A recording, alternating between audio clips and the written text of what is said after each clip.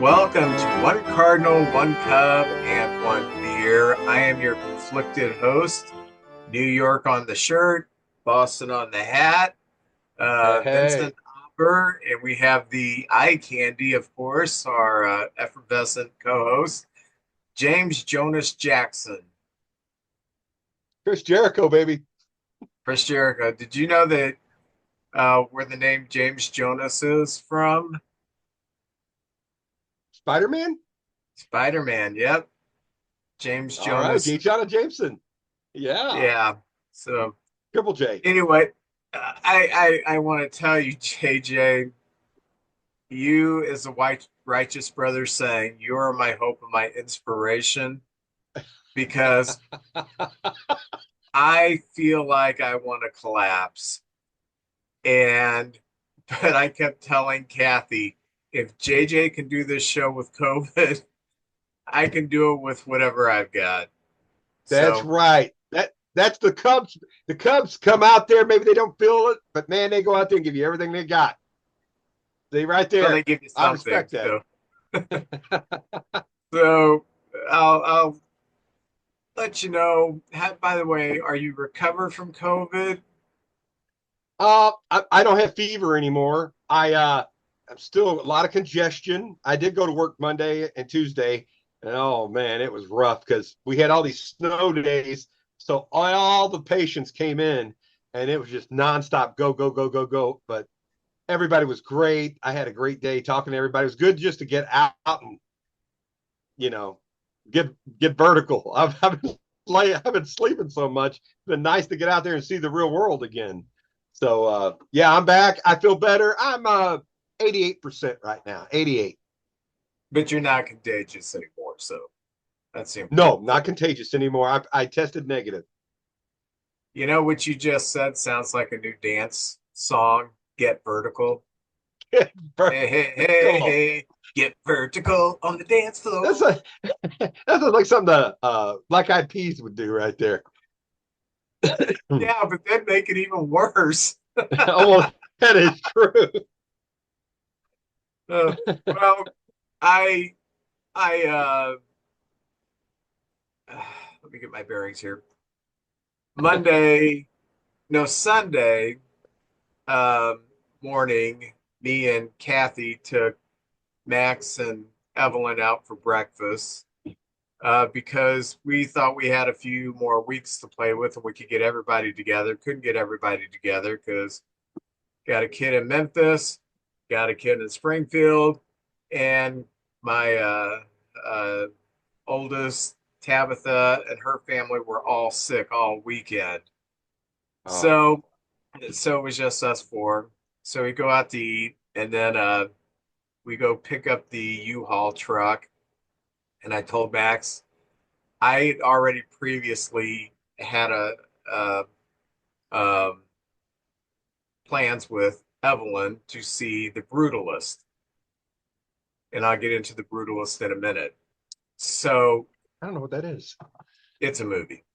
So we got the truck, and Max said no problem. He and his friend Connor could load it. There's not a whole lot there, so it was just a 10-foot truck. So they loaded it. Me and Evelyn went to the movies, and got home Sunday, watched some football, went to bed. So had to get up early on Monday to drive to Max's. Kathy dropped me off there. I drove the truck. Max drove his car. We drive to Omaha, which with traffic and everything was almost 7 hours. But we got to Omaha yesterday. It was cold, very cold. And although he didn't have a ton to move and it wasn't that heavy, it was about a 40-yard walk from where we could park to the apartment complex. And we didn't have a hand dolly because the 10-foot trucks don't Oh, have them. yeah. So, and it was very cold in Omaha. And like by the second load, I was already congested, I hear you. tripping, coughing. Had been coughing for a few days. So we get everything. moved in there, just kind of thrown in there, and I'm like ready to die, and we still have to get something to eat, return the truck, come back and unpack some of this. He had to go get groceries. He didn't have anything for any groceries yet, so we did all that stuff, and it was about 8:30, and he said something like, you want to knock off now? And yeah, I'm just like ready to die. So I go to the hotel and I go to sleep, and I wake up this morning, had to get up at 4:15, which is normally about the Ooh, time I get up, but we had to be at the airport at 5:30 because my flight left at 6:55. So Max picks me up at the hotel, takes me to the airport, go to the airport. I am coughing. I hate coughing on a plane. Um, I didn't eat much. And so fly home, and it's a short flight from Omaha to St. Louis. I bet. Yeah. And I get on the Metro link to go to the Shrewsbury station because that's the closest to my house, and Kathy comes and picks me up there. And get home, and I said, I'm going to go take a nap. Now, I'm a pretty good nap taker. I can take a nap quite a bit, but usually it's a half an hour to an hour. I wake up, I'd been asleep for 3 hours, and I thought, You need oh, this is not good. So I had trouble getting motivated to do the because I wasn't able to do any of the usually I start doing prep the day before. I had to do it all today. But I kept saying to myself, JJ did it through COVID. I can do it through whatever I've got. I admit I am a wimp when it comes to being sick.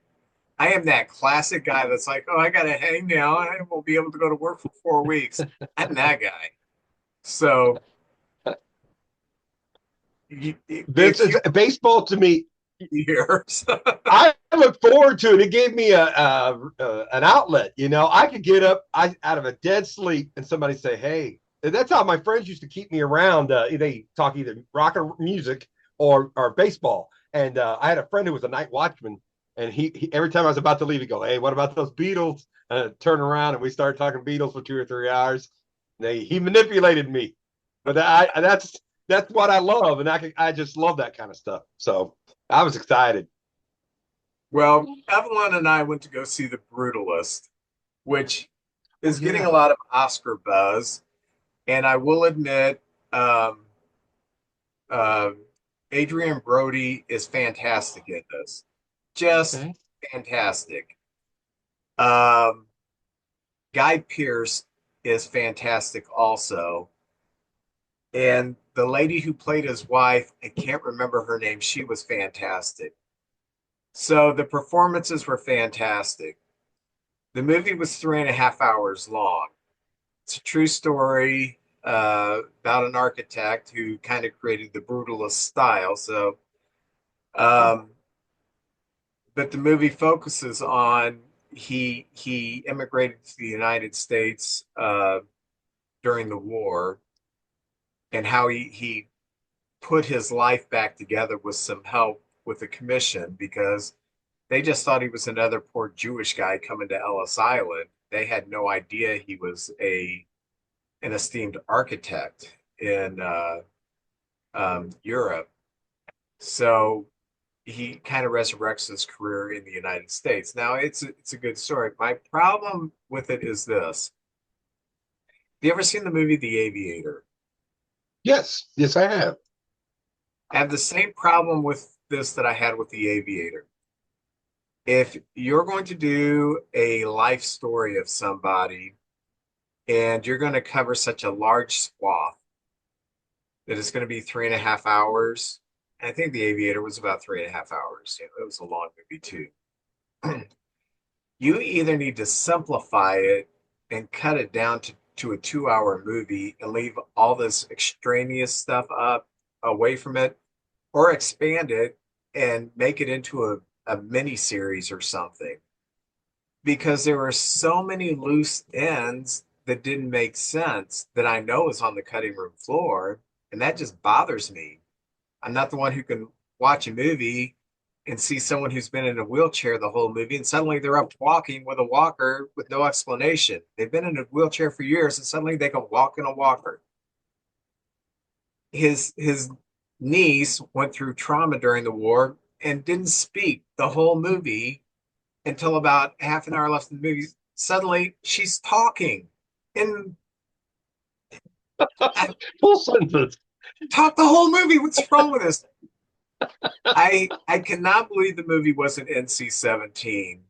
The the Uh, the the sex scenes were more graphic than anything I've ever seen in a movie that was rated R. And, I mean, I was thinking, am I really seeing this? Did this pass the ratings board and get an R?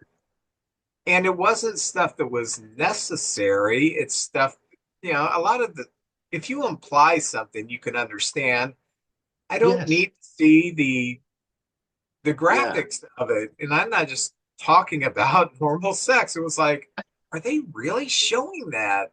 So that was one thing about it that really kind of bothered me. I mean, I'm an adult. I've seen sex in movies before, but it was like, wow, I can't believe how graphic this is. The second thing is I don't I don't like watching people shoot up heroin. I not I've never seen someone do it in real life, but like in a movie like Pulp Fiction when he shoots up heroin, for some reason I cannot watch it. It's just gross. There was so many scenes of drug usage and shooting up the heroin.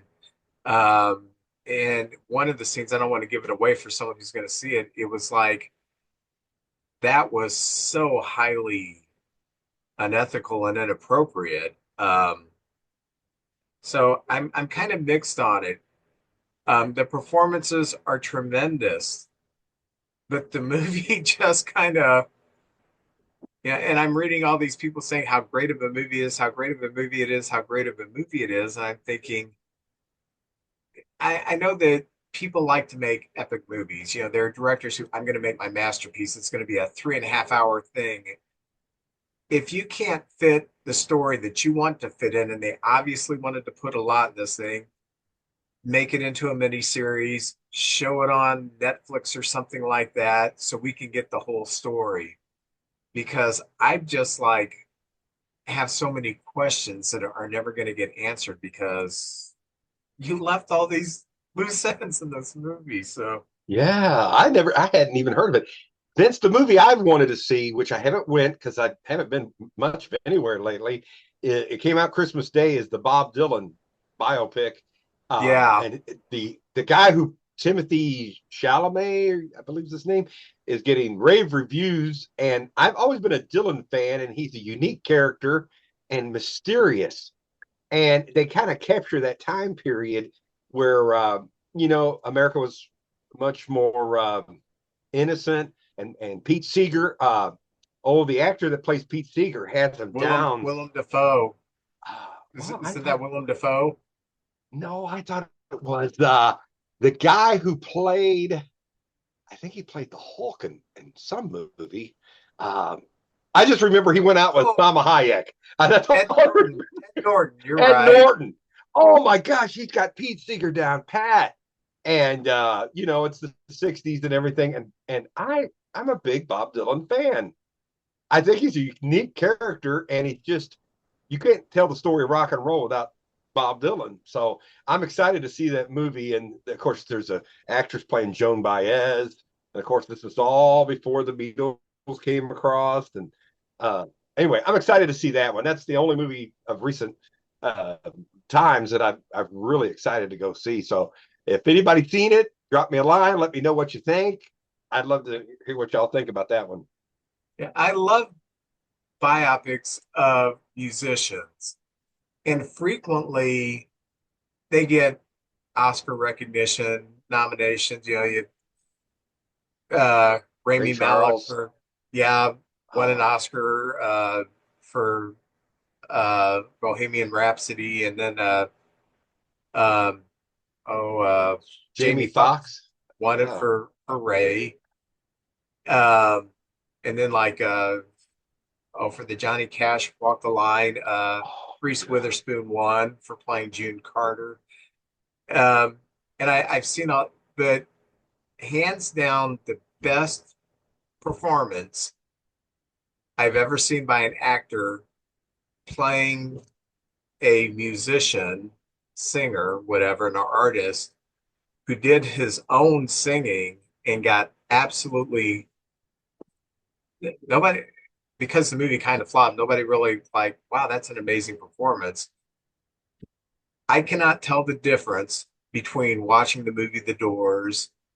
Is this Jim Morrison or is this Val Kilmer? It's He was great. He looked like him. he sang all the songs, looked like him, had that Texas draw down, like Oh yeah. Morrison had. It was just unreal, and it's a shame Val Kilmer has cancer and has the throat issues because of that. Because he was snubbed for an Oscar for that performance, which was great. Oh yeah. Snubbed. I don't know how he didn't get Oscar nominated for Best Supporting Actor for Tombstone. That is such Oh an my God. iconic role. Oh, And he's great in that. He steals a movie. He's so good in that. Oh he's yeah. the reason I've watched the movie probably 20 times. If it's on TV, I can't put it down because his portrayal of Doc Holliday is so compelling. It's like the Doors movie. His portrayal of Jim Morrison is so spot on. It's like, wow. Now, the reason it flopped, I completely blame on Oliver Stone because he thought, hey, wouldn't it make it interesting if we kind of showed it through the mind of this drug-induced weirdo instead of like showing it from a normal person's weirdo. This is the drug-induced weirdo, but Yeah. it wasn't his fault. But Oh uh, yeah. love Val Kilmer, and Oh, if you want to see a really good overlooked movie with two just tremendous actors, have you ever seen Kiss Kiss Bang Bang? no, never seen it. Robert Downey Jr. and Val Kilmer. It is fantastic.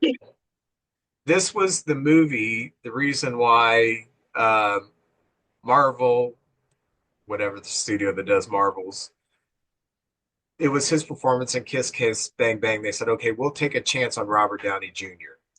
because he was so good in Kiss Kiss Bang Bang. And Check it out. it's a little independent film. It's fantastic. And another good Val Kilmer performance. Um, have you seen the movie Wonderland? Wait, what's that one about? Help me out on that one. It's about the Wonderland murders that John No, Holmes, the porn star, was in. no, I haven't He seen that one. he plays John Holmes, and Oh, surprisingly enough, there's not like all this sex in it. It is about, for those of you who don't know, John Holmes kind of got wrapped up with a lot of drug people, and he was forced to, I guess, show these drug dealers. He was also friends with this rich guy, and so he kind of told them how to get in his house and where his drugs were hidden. They went in, they brutalized the guy. So then the guy came back and made John Holmes show him where the people live, and then they just brutally murdered a lot of them. And John Holmes was kind of in the middle of it, and somehow he got off. John Holmes got off. kiss, kiss, bang, bang. Boom. But anyway, Val Kilmer's really good in that. Oh man, Val Kilmer hour. We'll have to do a lot more Val Kilmer stuff. I always liked him Let's as a young actor. He was in one of those like airplane type movies where he was an Top Elvis kind of Secret. guy. Yeah, that's a classic. So yeah, you can't go wrong there. But I will put Kiss Kiss Bang Bang on my watch list now. Yeah, it's great. It's fantastic. And the way they play off each other is great. Oh, two great actors right there. Yeah.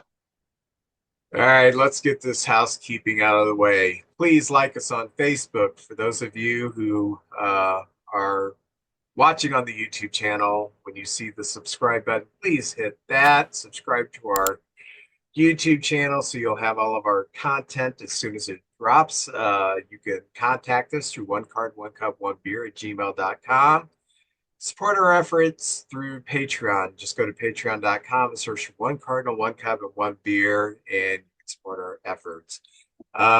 We are looking for people who want to be on the podcast, people who watch the podcast or listen on Spotify or whatever your podcast platform is. Drop us an email, DM, or a comment. Say, hey, I'd like to be a guest on the podcast. JJ, I think we're due for a panel within a couple of weeks. So, Ooh, that'll be fun. oh, yeah. Looking for people to join a panel, both Cardinal fans and Cub fans, and kind of let us know how do you feel about the way our off seasons are going? Because there's a lot of controversy on both teams. You know, fans are not Oh happy yeah. with how we're doing the off season, but blah blah blah blah blah, negative, negative, negative. Sometimes I just want. Why do some people?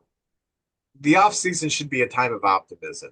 You may be Yeah. disappointed you didn't get the free agent, spend the big money, but to me, the off season and spring training is always optimistic. Even if I know we could potentially lose 90 games, I'm like, Yeah. yes, at least there's Yes. baseball. I'm going to cheer Fresh for the. start. Oh yeah. I see so many people are like, oh my gosh, we didn't get this guy. Why didn't we get this guy? Maybe this guy didn't want to come here. I don't know. So, oh, anyway, I found something that I thought you would be interested in. I'm doing research Ooh. today, and I usually don't like get into this on the show, but I thought this was really interesting. MLB.com posted the best players of the 2000s by WAR, and then they also did stat leaders in the 2000s by WAR. Have you seen this? I mean, that's not by WAR, just stat leaders in the 2000s. Have you seen this? The year 2000, the best players was War. I think I read a brief synopsis of it, who the top three were. I Right. believe I did see that. This is everyone from the year 2000 till 2020, the first quarter century of the 21st century. All right. Who do you think had the top WAR as a catcher? Who's The had it for? top since 2000. Well, the first name that came to my head was maybe Buster Posey. He had those three World Series. Best. I'm trying to think real quickly of everybody and the years they had because like Molina, once he got to 2000, he wasn't, he's getting older. Shoot, let me just think. Buster Posey. That's the first thing that comes to my Yeah. head. Buster Posey, 44.8 WAR. Yachty had 42 and some change in WAR, so not far behind him. But Yachty played a few more years, and uh, Buster was elite defensively. He wasn't Yachty defensively, but he was elite, and he also had a tremendous bat. So, Yes, he did. uh, I always think with Yachty, what if he was average speed? Because Yachty was like the slowest guy in the league. If he had average speed, he'd have been a 300 hitter every year. He was just so slow. And hit a king of the double plays. I think teams were like, all right, let's walk this guy and we'll get the double play with Yachty. And if he hit it anywhere on the ground, a hard shot, it was a double play easy. yeah, first base should be easy. You know, when you say that, my mind goes blank. First base since 2000. Oh, Lord, let me think about this for a second. Uh, I, I think it's the COVID talking. I can't, nobody's really coming to my head immediately. Uh, Your friends are going to well, kill you. Albert Pujols. Yeah, Albert Pujols. Albert. I'm thinking because Albert came up in 2001, so his whole career was in the 2000s. So yeah, He had a 101.5 WAR for the 2000, well, for his career. Just that's legendary. That's up there with yeah, like the all-time greats right there. yeah, unreal. Ooh, it was. Can I tell you those 11 years he played here? I I think it was easy to take him for granted, but I try to like go, oh my gosh, I've never seen this consistently. Just the level he played at for those 11 years. It was an honor watching him man first base and be a part of the Cardinal family. Yeah, just unreal. Second base, a little bit tougher. Well, I'm trying to think of the years because one of the first name that came to my mind was Roberto Alomar, but I think he was way back in the 90s and stuff. He played with the Indians and the Blue Yeah. Jays and stuff. So I got to think of something. And Jeff Kent was earlier as well. Sandberg was earlier. So second base. Mookie Betts plays everywhere. I don't count him really as a second baseman. Cano had some great years. Maybe Cano.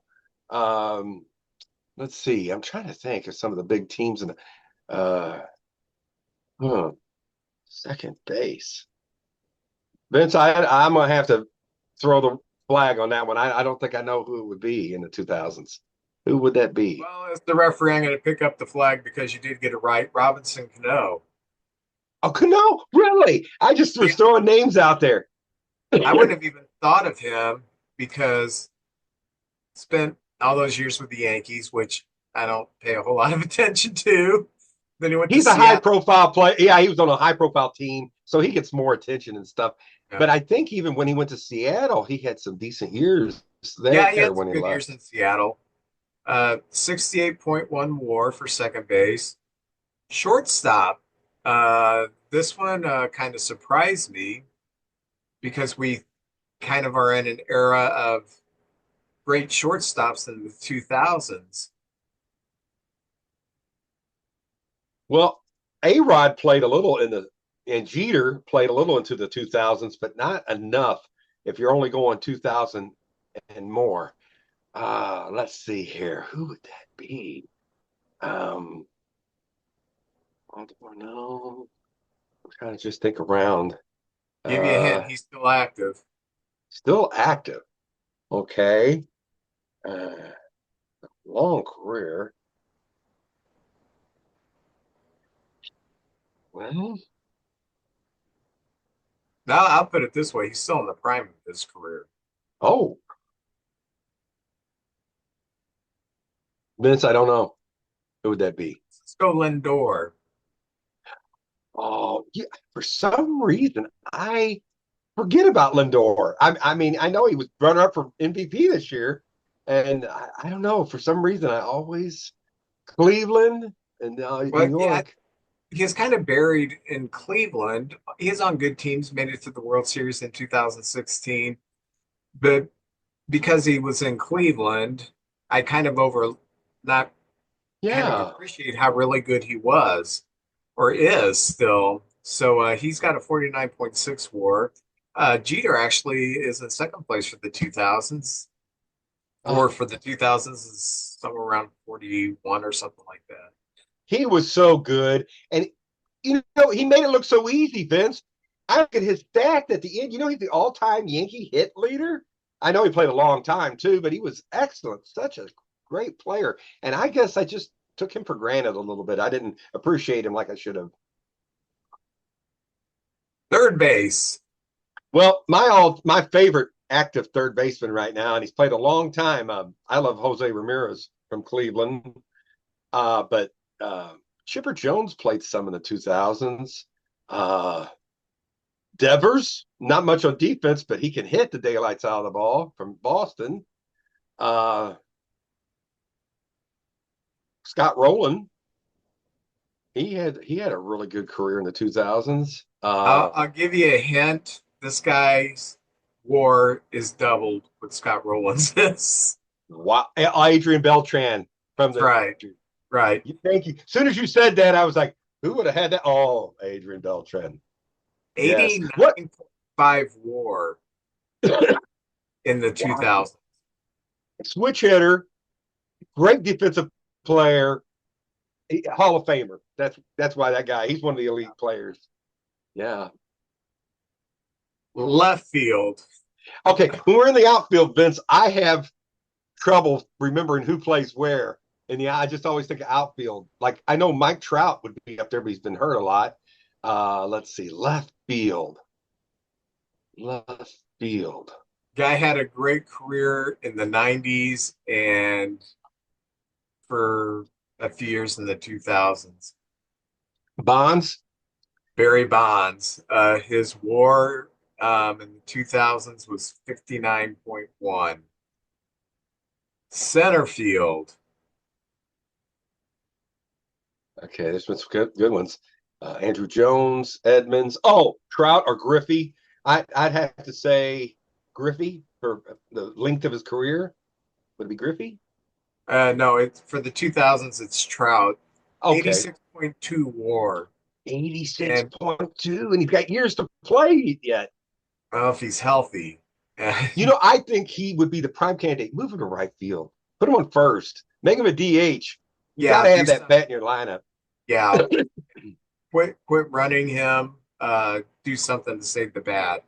He's I a know he's big man out there playing yeah. center. I know Aaron Judge is too. Might be time for him to move over to right field. Well, let's do right field. Right field. Okay, who would that be? Acuna Jr. is more of a center fielder. Right field, so big power guy. Aaron Judge, I guess, is more of a center fielder. Uh, This guy's still active, Still active. and you mentioned him. Oh, Ronald Acuna Jr. No, you Uh, mentioned him earlier at a different oh, position. oh, shoot, my mind's fried. Bet you're gonna have to help me out. Mookie Betts, Oh, move! Oh my God! 69.4, How much? 69.6. My gosh! And So he's got some more years to go. he's going to be pushing the 80s and 90s for WAR. That's a Hall of Famer there, and that's a guy you want on your team. He'll play any position. He'll do anything. He'll get on base. He's got power. He's got speed. What a player! It's been a privilege watching that guy too. Starting pitcher. Ooh, best pitchers of the 2000s. Well, Guy's still active. yeah, I would probably say the two candidates at the top would be Verlander and Scherzer, just because of they've covered pretty much the 2000s. Um, Top, and they've You both been have world one of them right. Verlander. Verlander, 81 WAR in the 2000s. Very good. Uh, the last two, relief pitcher and designated hitter, you probably don't have to think hard on these. Mariano Rivera as reliever. He's the best reliever I've ever seen. Right, Rivera, Rivera, yeah. Mariano. Okay, and DH Edgar Martinez. No. No. Oh, David Ortiz. David Ortiz, Yes, 55.1. David Ortiz. Rivera says Oh yeah. 41.1. Now, these are Well, the I tell you stats. what, he kicked our butt in the World Series. I still don't know why we pitched to David Ortiz. I'll remember that for the rest of my life. I will too. Here he comes Golly. again. Pitched to anyone else but him, There but it goes. Yeah. I've seen managers, they, and some of it's pitchers like, I can get him out. I can get him out, you know. If you're not that competitive, just, Yeah. you're not going to make it that far in baseball. But here's the stat leaders for the 2000s. Home runs, Pujols has 703. RBIs, Pujols 2,218. Hits, Pujols 3,384. I guess we can say he owned the 2000s. Uh, Um, Stolen base. I would have never guessed this because stolen bases have been kind of diminished in the 2000s.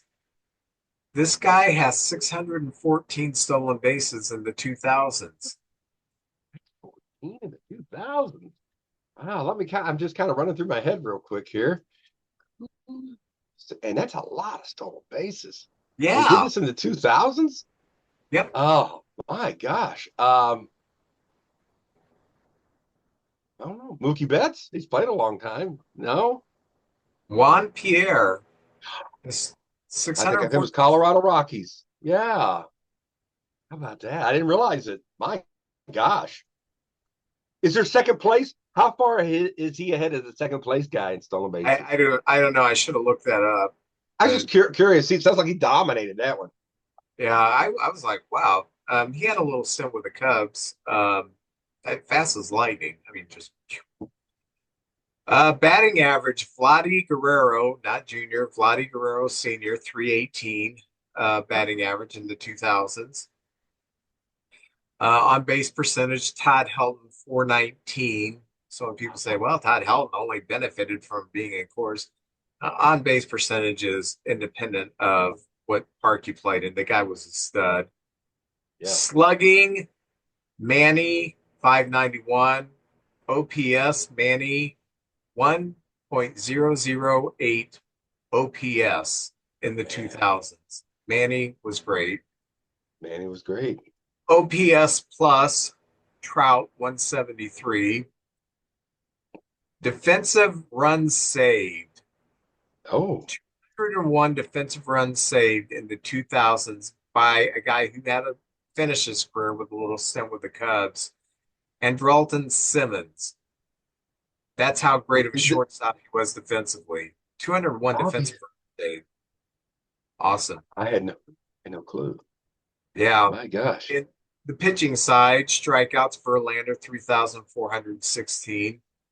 ERA Kershaw 2.50. ERA plus Kershaw and DeGrom are tied with 156.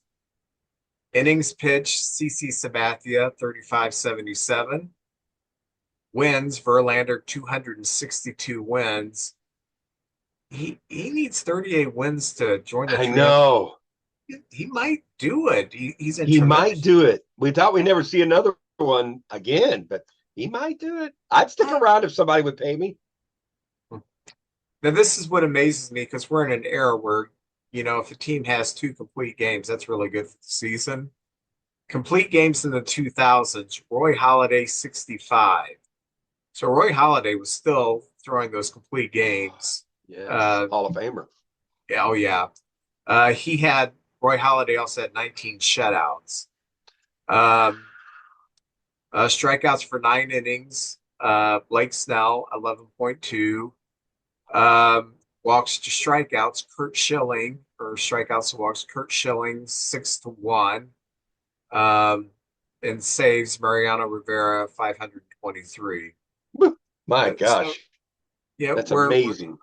we're in an era in the 2000s where we have some great players who are doing some great things, and I think we kind of overlook that. We think of, the golden age of the 20s and then the 50s, and we got great stuff going on now in baseball, and I think it's awesome. I do But you too. want to Hey, know? Brody got me opening day tickets, so I get to see the Twins and the Cardinals March 27th. I'm Really? very excited. Yes, and Why isn't Brody my son? well, he goes, Dad, I've never been to opening day. And I went one time. He wants to see the Clydesdale and the players come in the cars and the red jacket guys. And I said, you know what? Let's do that. So we're already putting in a day off to go spend the whole day up there and just take it in. Now, March 27th, I don't know, it's Missouri. We don't know what kind of weather it's going to be. We might have a snowstorm, could be 75 degrees. Who knows? So I'm excited about that. And Vince, it's going to be here before you know it. I don't know if you know this, but we're going to get down to 6 degrees tonight, the weatherman said.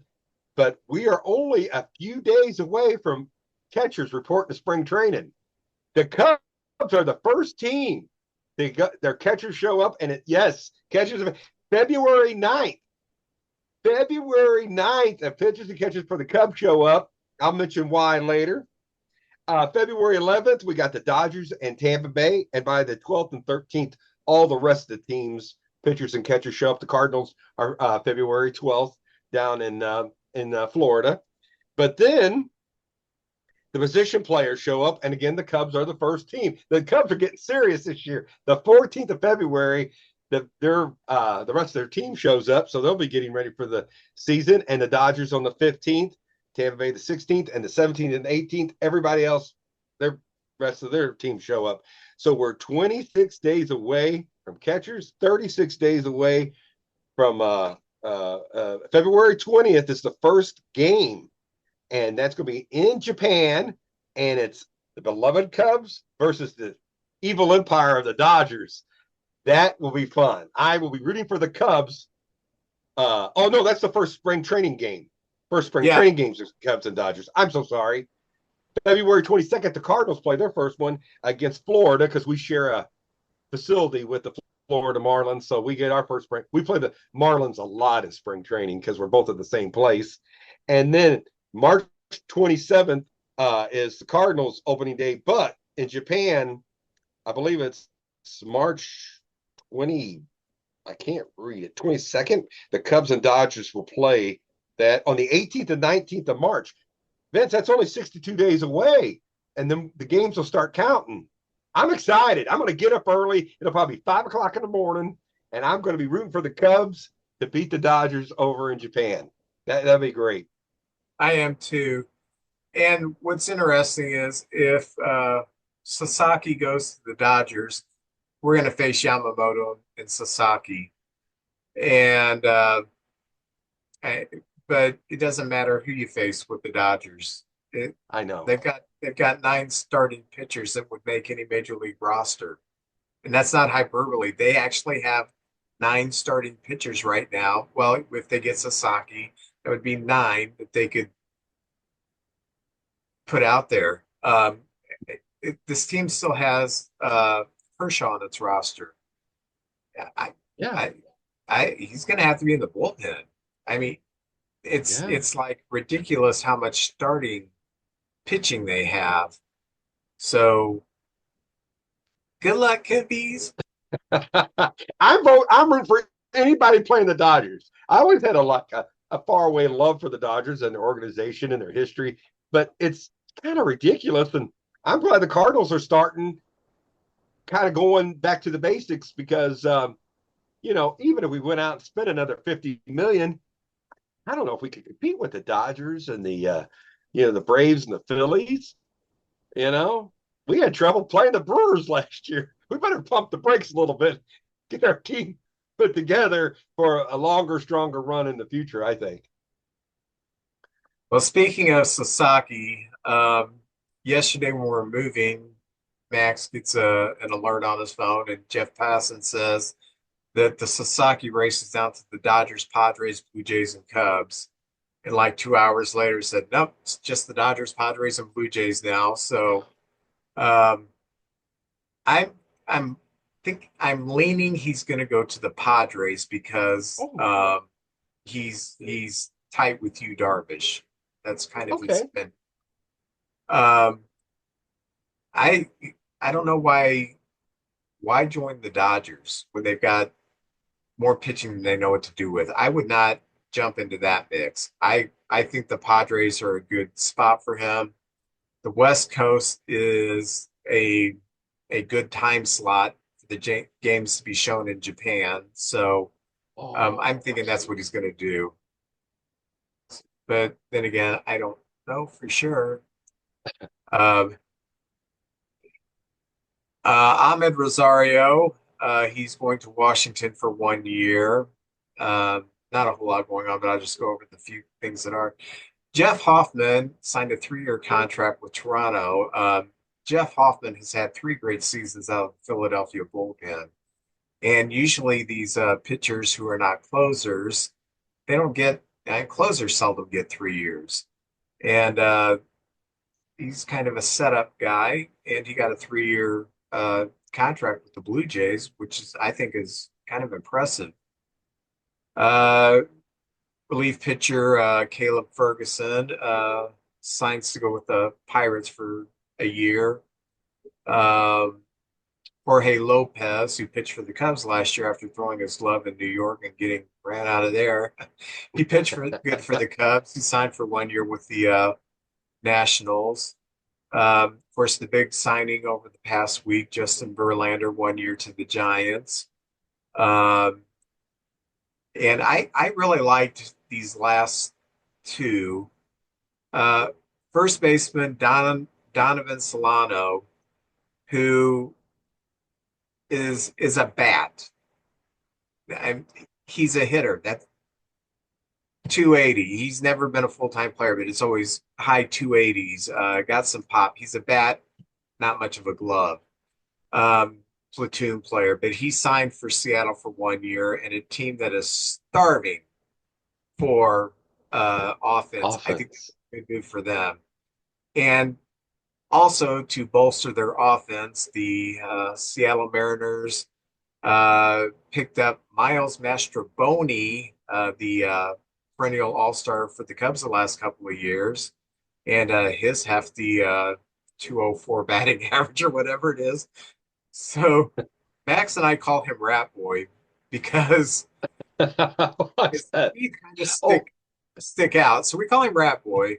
I like him, but he's just not doesn't add much to the team. But so yesterday, Max looks as a hey, Rat Boy's going to Seattle. Um, but I also like this signing at the expense of the Cardinals. I did like Andrew Kittredge 1 year with Baltimore. Baltimore is putting some effort into that pitching staff, which, losing Corbin Burns. Uh, and I hope if they have all their starting pitching get healthy, they'll be okay. But last year, yeah. um, decimated by injuries, and so this year, without Burns, they have added Charlie Morton. They've done some additions to the bullpen, so I don't think Baltimore is out of it. I don't think New York is so much further ahead of Baltimore. I Baltimore still got all that talent. They just don't know what to Ooh, do with it. yeah. Oh, and that's all I have for like baseball news. Well, You got Vince, any? I have some stuff here. It's fun. It's the new year. A lot of projections. And I like to start with the minor leagues since the Cardinals seems to be that's what we're going to kind of be headed to here. So I was kind of looking up the minor leagues. This comes from the Bleacher Report and the New York Times. They also put some things out about the minor leagues, and they have the minor your top prospects as a tier one, a tier two, and a tier three. And tier one players they consider that could be an all star in the major leagues. Now I don't know how they're forecasting that. I don't know if it's just on talent or what they've done in the minors. Who knows who can be an all star? But these are more likely to be all star players. Tier two are guys that'll have a nice career. They believe in the big leagues, and then tier three will be guys they believe can make the big leagues, but they don't know if how long they can stick around. We have a lot of question marks on our team. Like is Lars Newbara tier two? Is he a tier three? I don't know. We'll find out this year. Let that kid play, and let's see what happens. But I got the 10 best minor leagues according to New York Times and Bleacher Report. And Vince, who would you think is the number one minor league team according to these people in all of baseball? Who do you think they think has the best minor league team system? Uh, Gosh, it goes in waves. You have teams that spike up and then they Yeah, trade, bring up, yeah. goes down. Are there guys come up and then the leagues is depleted a little bit when their Uh, prospects go up? You know. yeah, the Cubs were really high on there up until this year, but they've gotten rid of some, yeah, I tell you this: the Cubs they rate them number five. Now, if yeah, some that's guys not come up and I, they put some of they said that the Cubbies have five tier ones or five. I'm sorry, they have tier ones, which is the like all star types. But they say their top pitching prospect, and I've heard you talk about this guy, Cade Horton. I guess he's the big pitcher coming up for you guys. And they say the top hitter they believe is Matt Shaw coming up through your system. Now he played last year, didn't he, in the big leagues? no, he's right now he's our starting third baseman. Oh, And okay. I have a severe I don't I don't care as long as he can play defense. That's my big last year. we heard, okay, Christopher Morel's our third baseman, and boy, we're gonna take a long look at him in spring training. We took a long look at him in spring training, then we took a long look at him for 2 months and realized he can't field the damn ball. Yeah. He's just not a third baseman. There's a huge difference between playing third and second. Third is reactionary. You've got to understand the ball's coming in hot, and it's just a different animal. When you're a middle infielder, it's more footwork. It's not as reactionary because the ball doesn't come in that hot at you. Um, Ground balls up the middle generally are not pulled, you know. Maybe you're on the pull side and it gets hit to you, but it's not hit as hard. So it's more about footwork, being able to turn the double play, good hands, stuff like that. I hope Matt Shaw's an all-star. I hope he's a great third baseman. I just know from what I've seen of his minor league numbers, he is a below average fielding third baseman. So I've heard good reports because he has been in Arizona working on third base. I've heard good reports about it. I hope he can make the transition. But another thing that really agitates me is you know how StatCaster does a predictor of what your stats are going to be. So they had that for Yes. Matt Shaw. Matt Shaw, this is what he's predicted to be. I don't know, 250, 17 home runs. I can't remember, and I don't care. And in one of my groups, someone said, you know, these what StatCaster, what do you predict Matt Shaw's stats to be? And I said 387, 56 home runs, 164 RBIs, 47 stolen bases, 42 saves, rookie of the year, MVP, and he's going to bring the price of eggs down. And then someone said, "Oh, that was so funny. I forgot to laugh. Go home, White Sox fan." Whatever. And so I said, "The guy has zero major league at bats. It is Yeah, stupid to predict the guy's stats who has zero major league at bats. I agree. It, I agree.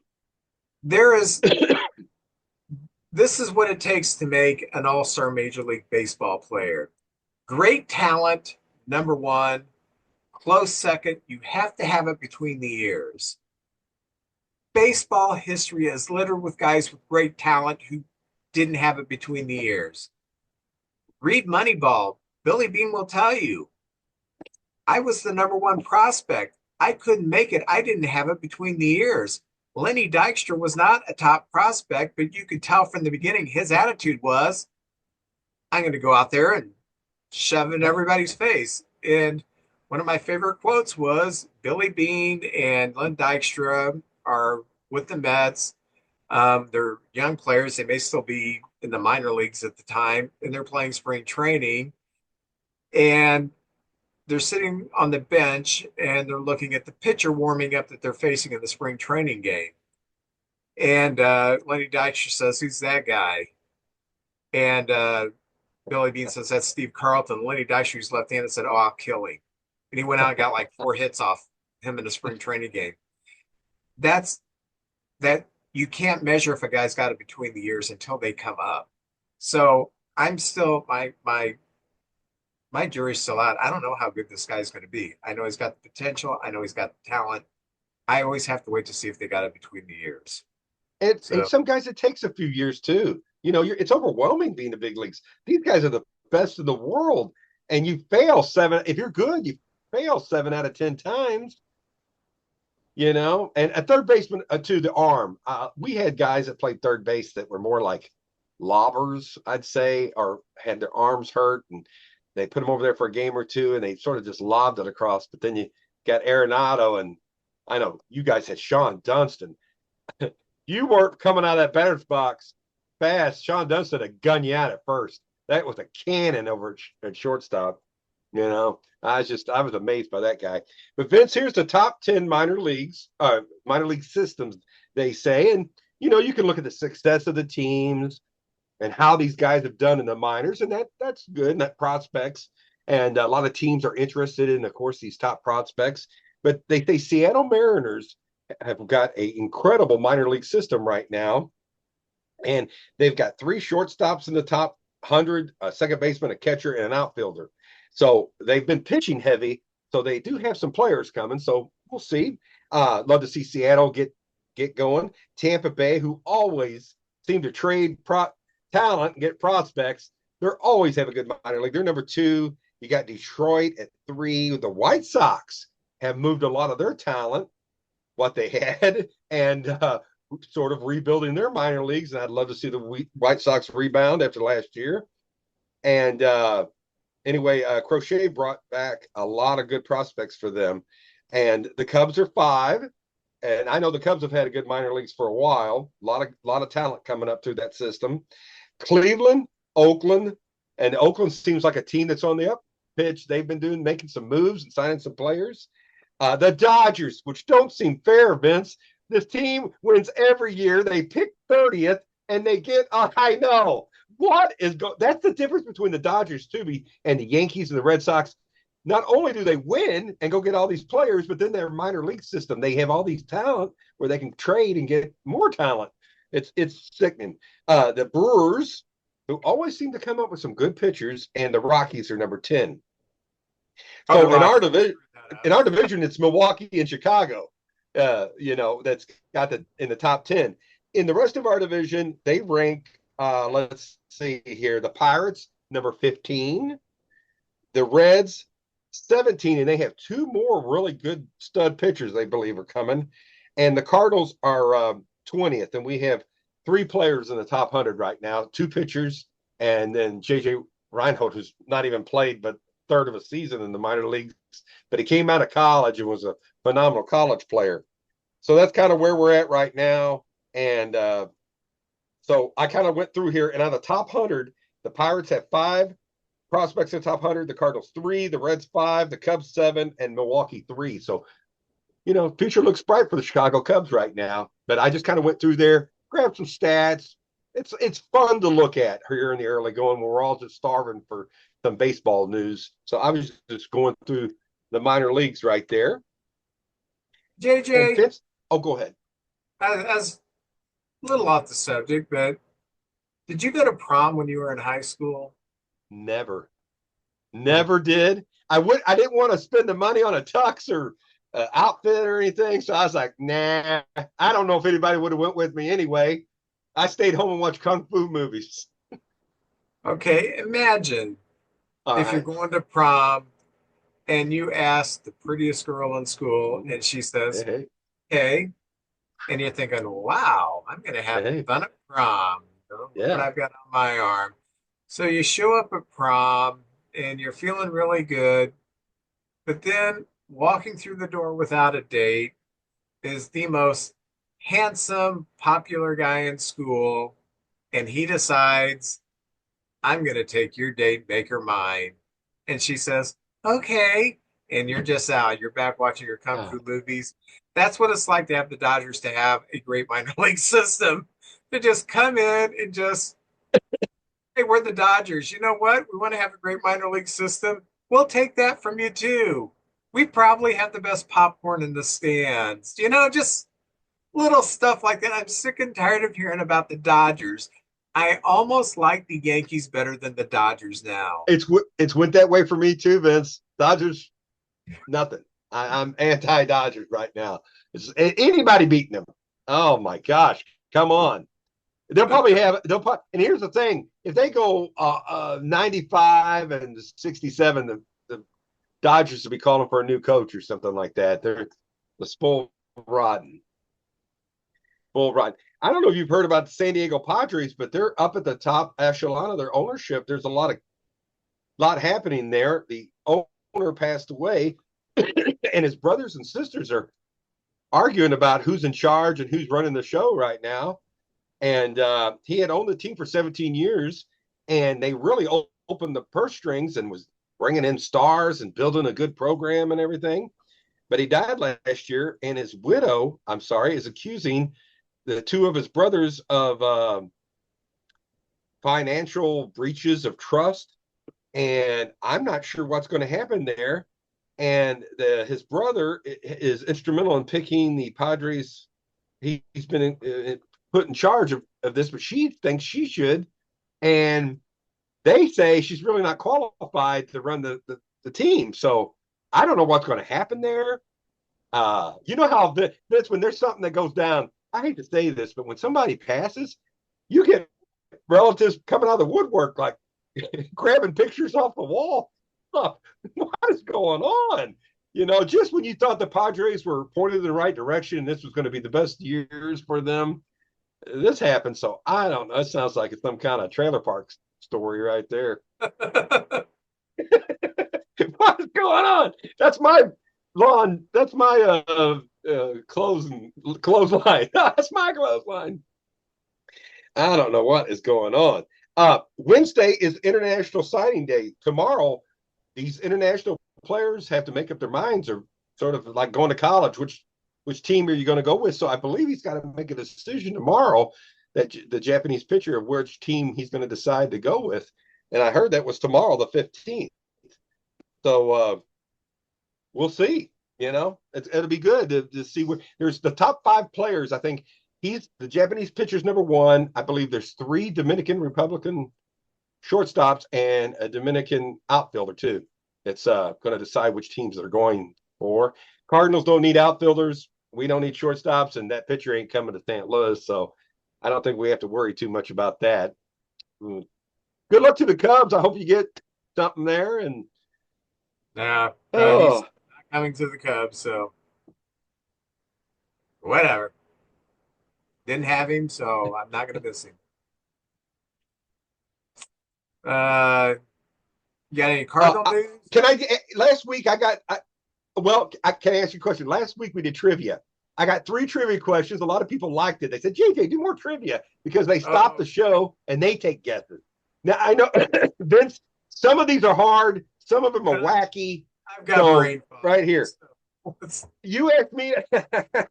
See, Vince usually is, man, he nails it down. But today, I'm just saying he's at 80% right now. So we'll see what happens. Vince, since the year 2000, name 4 players that have homered on their 40th birthday. 4 players since 2000 that have homered on their 40th birthday. I'll give you 3 strikes. Well, I'll go with 2 that are, I'm not saying they're obvious, but they're easy guesses. Albert. No, not Albert. Barry Bonds. No, not since 2000. Okay, so I'll give you a hint. 2 are known as American League players, and 2 are more known as National League players. Okay. And I'll give you, while you're thinking, I'll give you the years: 2011, 2012, 2015, and 2023. Okay.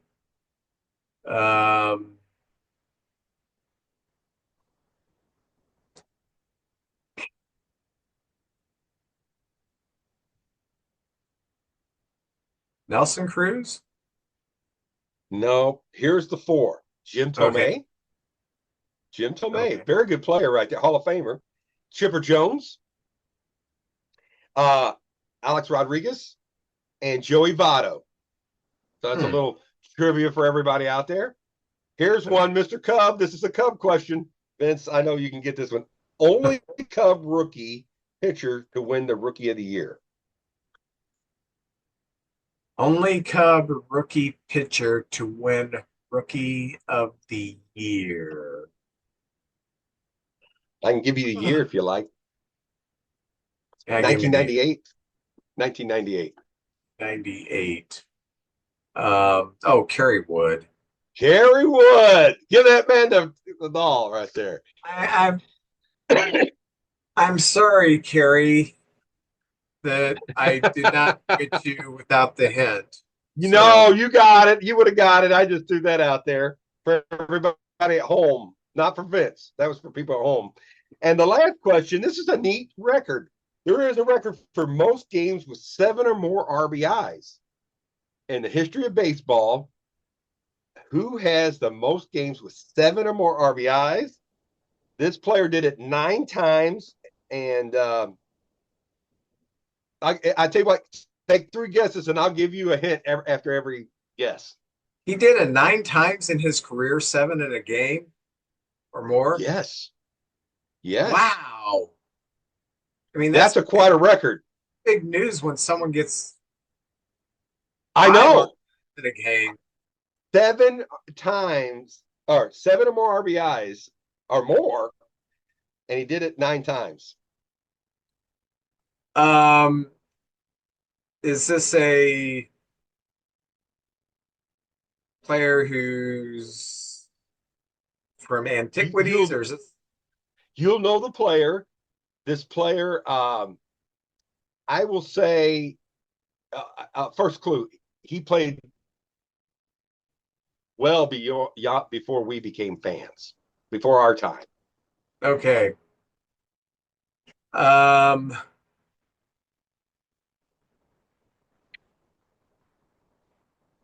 I'm initially going to say Gehrig. Lou Gehrig, you are exactly right. Vince, that's amazing. You're in touch with the universe. Lou Gehrig.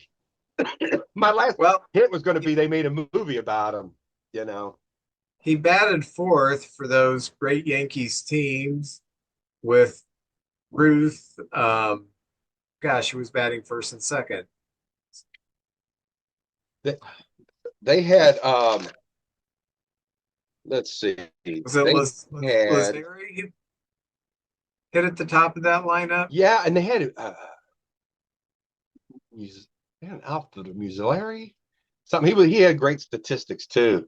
I don't know. There's so many great Yankees. I lose track of what groups they played with and stuff like that. But my God, he at one time he led the major leagues in grand slams. I think with 17 or something like that. So that's up there. I think maybe A Rod and Eddie Murray may have passed him, but he was up there for a long time with the most grand slams in Major League history.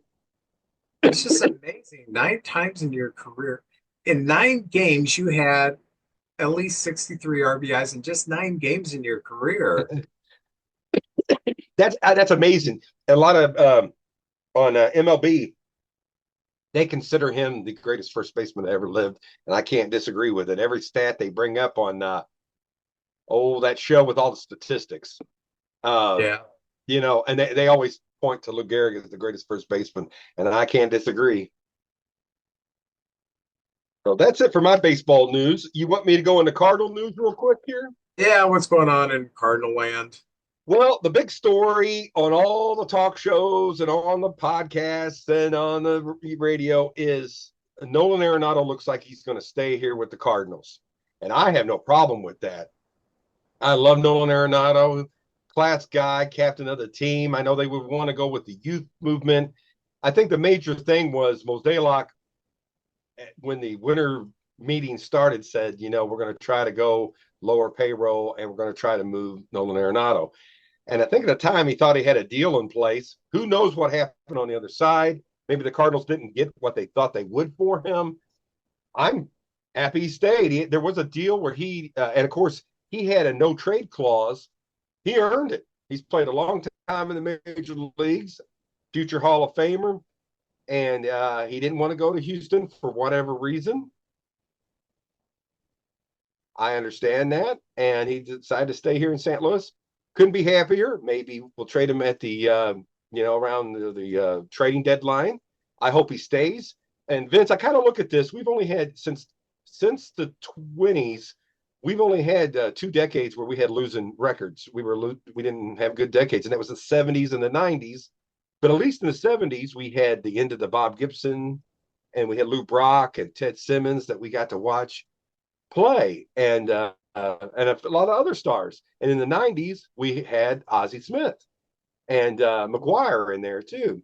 So even though those 70s and 90s were our two losing decades, we had some great Hall of Fame type players we got to watch. And I mean, even if we're going to be just an okay team, some middle of the road team, I'd love to have Nolan Arenado as part of our team. So, and me as a Cardinal fan, I'm okay with that. I think it's a little embarrassing that Mozeliak talked about moving him, and now spring training's coming, and Moseliak's gonna be down there in Arenado. I don't know how well that's gonna go, but we'll see. Stranger things have happened, and I hope Arenado just lights it up. It'll be fun to see him have another good year. He had a down year last year, but see him come back. And defensively, he's one of the finalists for the Gold Glove. So, all right, that's pretty good in my book. See, what I read into what Mosaic was saying when he said that he's gonna look for a trade partner was more for Arenado's benefit. Sure, the Cardinals want to trade shed payroll. I get that. They want to open up third base and see if Jordan Walker can play major league third base. So I understand where he was coming from. Um, but I don't think it was a deal where I think he really was sincere that he wanted him to. We told you you're going to come in here and see postseason baseball. You've seen what, 1 year of it? You haven't seen much of it here. Um, we'll try to get you on a winning team that you will go to. And when that didn't materialize, yeah, I don't think it's going to be awkward at all. Okay. But I do think this. I do think with the Cardinals rebuilding, um, it's a smart move. You know, you didn't get what you wanted this winter, pulling back, get him in St. Louis. If he has a great season, come the trade deadline, you're going to get a haul of prospects for him. So desperate teams who want to make the playoffs do desperate things. So you will have better leverage. If he has a good year, you'll have better leverage into the season to get rid of him. And I don't think there's going to be anything where it's like, well, we tried to trade you and now he's mad at us. I think it was a Okay. mutual thing that they were Yeah. talking about um, because they did get the okay. Will you, you know, well, he did say, I will waive my no trade for the right situation. So I think Arenado is a smart enough guy. He seems very intelligent that he knew that this was a business decision, and I think the chances are pretty good that he'll move if he has a good season. That he'll move at the trade deadline. The Cardinals will get more prospects and bolster their future that way. Yeah. So, And even a lot of people said, well, the market was waiting to see what happened with Alex Bergman, and he's still not signed by anybody either. Good luck to him. Very good player, but I'm happy with Nolan Arenado being our third baseman. He can DH, and of course, he's so good defensively. You don't want to move him off a third too much. When you got him on the team, you play him at third because he's elite still fielder over there at third base. So I'm glad he's going to be back for another year. Um, and he signed through 2027. And I just wrote this down: 8-time All Star, 10-time Gold Glove, 5 times Silver Slugger, and 6-time Platinum Glove. So that's quite a resume right there. I wrote down about the Andrew Kittredge going to Baltimore, and of course Goldie to the Yankees, and they both wrote nice things about the city of St. Louis, and they enjoyed their time here. And I wish those guys nothing but the best, as long as they're not going to the L.A. Dodgers. Good luck to you and have a great year this year. And they're both on different teams. We the Cardinals claimed left-handed pitcher Bailey Horn off waivers from Detroit, and he pitched last year all in relief. And he turns 27 next week, so he's just now in his prime. And he had pitched with the Red Sox, and the guy taking over from Mozeliak, I'm brain farting right now, but he came over from the Red Sox to the Cardinals. So we've picked up a few of their minor leaguers here and there. And I'm sure he has you see that a lot when a guy goes Dallas Green when he came over to the Cubs. Here comes Ryan Sandberg. Not saying we got a Ryan Sandberg player. Yeah, LaRusso, when he came over from Oakland, brought some of his people too. So he's got an inside sight to their minor leagues and stuff. So maybe this kid will pay off. He's going to be on the 40-man roster and at spring training. So that'll be good.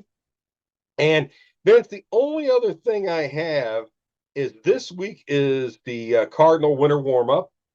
And I don't know how successful that'll be, but it's also the St. Louis Cardinal Caravan where they take players and old timers and coaches and they go out to these communities in the area and take questions and Q&As, and I think they sign autographs and take some pictures.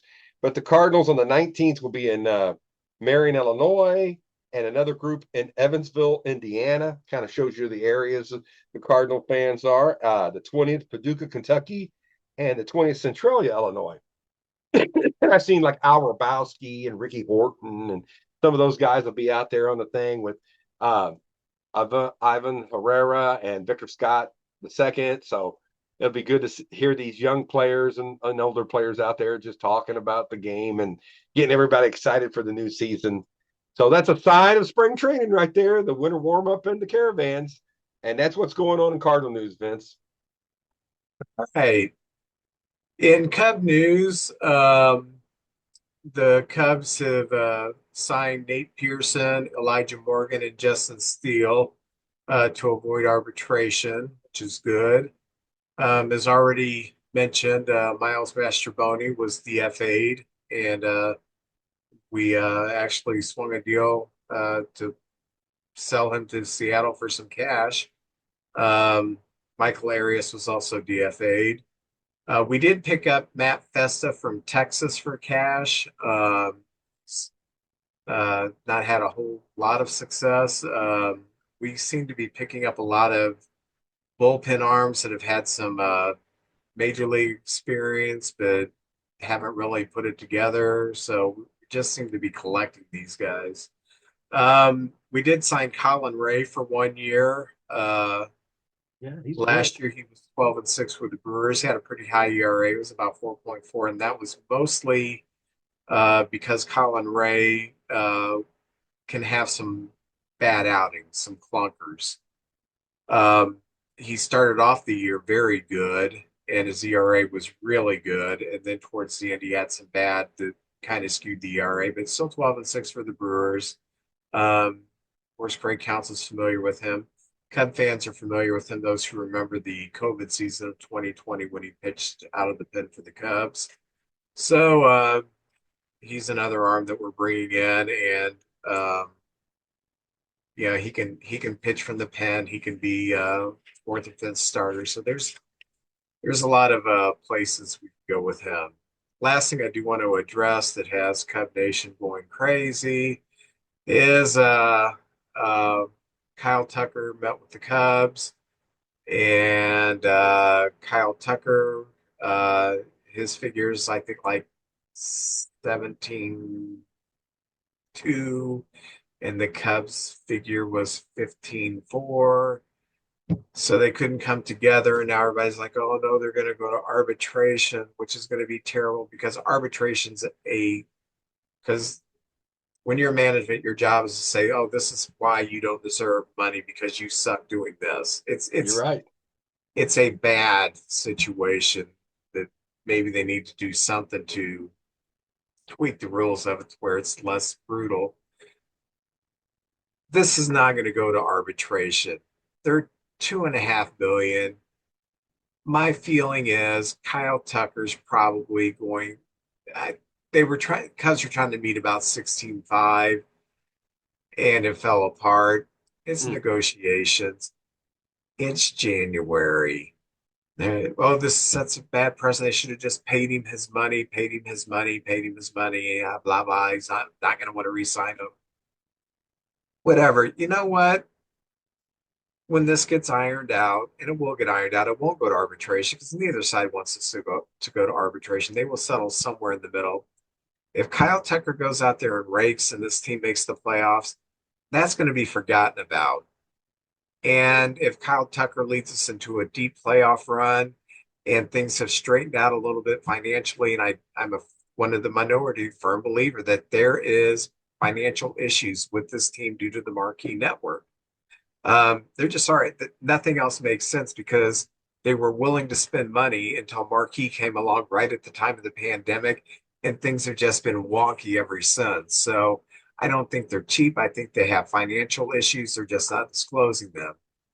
But if Kyle Tucker goes out there, rakes, we make the playoffs, attendance booms, subscriptions to Marquee boom, everything fine. If he goes out there and he breaks and we don't make the playoffs and nothing booms and we don't have the finance for him, he's going to be gone anyway. Man, like I said, this is the off season. The off season and spring training should be times of optimism. There's plenty of times in the season to get down and get depressed. I don't want to do that. If the team wins 12 or loses 12 of 14 during the season, yeah, I'll get down and depressed about it. But I'm not going to get down and depressed for moves that are made in the offseason or not made. I'm just not. So I to me, yeah, is it bad optics? Yeah, maybe it is bad optics, but Kyle Tucker is not the first player who's went into negotiate, first star player who went into negotiating pre-arb, pre free agency and got lowballed. And it's just what it is. So I don't care about that. Vince, I'm with you on this, and has it always been a lot of this negativity? I don't think so. As kids, we didn't know how much. Not until free agency, we didn't know how much these guys even made. The average player, we would hear about the big contracts, and to be honest with you, there wasn't these 24-hour news sources that they just have to talk about something. I mean, on on the Cubs games and the Cardinal games, Jack Buck and Mike Shannon and Harry Carey and Steve Stone, they were talking about the positivity parts of the game. Harry and Mike would get on players and say, hey, you need to get your head out of your butt, or you need to play harder, or that's not going to fly in this city, buddy. And but that was about it. And now you hear, like you say, you get on these podcasts or these sites where people are just, it's like 80% negativity all the time. And I, like you, hey, we haven't done nothing yet. We don't know what this team's going to look like. And they just already jumping the gun. They don't care. Fire this guy, get rid of that guy. And I'm all about seeing what happens, man. With Chicago, and as a Cub fan, there are some advantages to not living in Chicago. It's not like I care much about the Bulls. It's not like I care much about the Bears. I hope the Bears win, but they're not my team. Um, I, I've always watched the White Sox, but I don't live and die whether the White Sox go to the World Series. Yeah. My team is the Cubs out of Chicago. Um, but I do kind of understand the mentality when you live in Chicago, because right now the White Sox are terrible. The Bears were an embarrassment this year. The Blackhawks are an embarrassment. The Bulls are not that good. All they have to hang their hat on in this city is the Cubs. And when the Cubs aren't going out and shelling out all this money like they're the Yankees and the Dodgers and picking up everybody they can, people are like, well, gosh, the Cubs won't even do our city sucks. And I just look at it like, do I wish the Cubs would spend more money? Yeah, but I understand if I have problems with my personal finances, I'm not telling anybody about it. It's my business. My wife, myself, maybe my kids will know, you know. Um, at the same time, we run a business. We have times where things are good. We have times where it's like, Jesus Christ, are we even going to be able to turn the lights on in the morning? That's the way it goes when you're a business owner. It's boom or bust. And being a lot of, particularly Kathy's work is seasonal because tax season is when she makes the bulk of her money. And the rest of her accounting stuff is for the steady stuff that comes in. But there's times when we lose a client and we've lost a ton of money going out the door, and we're like, are we going to be able to butter our bread? It's so I see all the earmarks. There's something financially going wrong with ownership, but I do see their point of it. I wouldn't be telling everybody, hey, this venture I did with Marquee is flopping. First of all, you can't do that because that's you're trying to boost this product and to say it's not bringing in money. It's a money pit. You're not going to get new subscribers that way because they're going to think if you got to kind of keep your mouth shut. But if you read the tea leaves of what's going on, there's some issues with the finances right now. I hope they iron themselves out. I sure hope they will. And if it gets any worse, you've got a stadium that is completely remade. You've got this whole village. You've got a network that is failing, but you do have a network. You want to sell that thing and make a lot of money, make a couple $1 billion and just retire, Ricketts, you can do it. Yeah. But you know who's not going to make a couple $1 million and retire? No, because he's a man of people. He's out there. He spends every penny he's got. Jeremy Connor. Jeremy Connor, what a guy. Comes a time in every man's life when he needs some advice on relationships. You need to listen to the podcast DMDR, which stands for Dating, Marriage, Divorce, Remarriage, from my good friend Jeremy Connor, the Dr. Phil of the Boot Hill. You can find DMDR on Spotify or whatever platform you choose to listen to your podcast. Oh, JJ and I, we're going to spotlight a couple years. Um, I'm going to do the 86, or excuse me, the 87 Cubs. I don't know why I said 86. Um, was it the 86? I'm so brain cramped. I think it's the 86 Cubs. It's the 86 Okay. Cubs. So I'm glad to hear about him. I forgot about the 86 Cubs. Do we have to refresh my memory on these you're 86 doing the Cubs? 27 Cardinals? The 26 Cardinals. I was close. You I'm were like a year close. off on everything. So I'll go ahead and go first. That Please. way, Yes. if if I am going to die tonight, at least I can get this done. I die, you can just finish off the podcast. All right. All right. 1986 Chicago Cubs. Coming in a couple years off going to the playoffs in 84. There was optimism. First of all, we did have the issue that there was collusion going on in the offseason, and there were some great players that were just not getting offered contracts. And I think the biggest name of that time was Tim Raines, who actually did not start the season because of the collusion. He couldn't find a contract. Um, and then the players sued Major League Baseball. They were, got that all straightened out, but there was collusion. One of the players caught in this was Andre Dawson, who desperately wanted to get out of Montreal. Montreal had the hardest turf in baseball. He played center field and right field in Montreal, and his knees were being shredded in his 20s because Andre Dawson was a big man, big, a lot of upper body strength, and carrying a lot of weight, just muscle weight on those knees. And he wanted to get out of Montreal. It was his free agent year. He was excited. And he specifically said, I want to play in Chicago. I want to play in Chicago because they have the grass, number one. And number two, at that time, they played all day games. And he really, really, really hit much better during the day. Um, so when this was brought up to general manager Dallas Green, he said, we have no interest in Andre Dawson because the Cubs are also a part of this collusion thing. So finally, Dawson and his agent went to the spring training facility in Mesa for the Cubs and said, they literally did this. Here's a contract. Here's my name.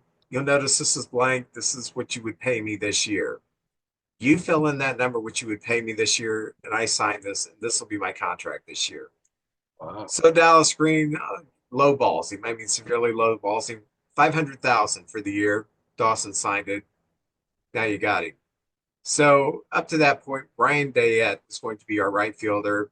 Brian Dayette was no Andre Dawson. So we have Andre Dawson coming to right field at a complete bargain. It was a steal. So spring training began, and at the beginning of spring training, Harry Carey has a stroke.